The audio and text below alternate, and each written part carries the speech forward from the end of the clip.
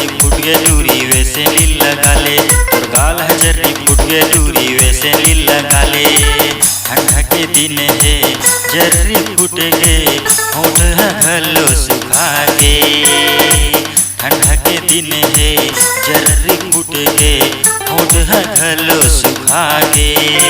तोर गाल है जर्री फुट गे टूरी बोरो प्लस लगा ले, तोर गाल है जर्री फुट गे टूरी बोरो प्लस लगा ले।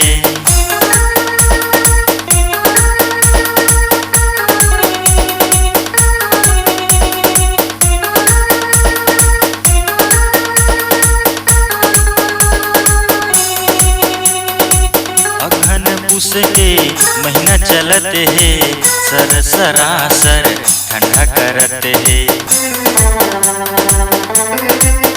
हाँ अघन पुस के महीना चलत है, सर सरासर ठंडा करत है, सर सरासर ठंडा करत है। तोर होठ टूरी फट गे हवा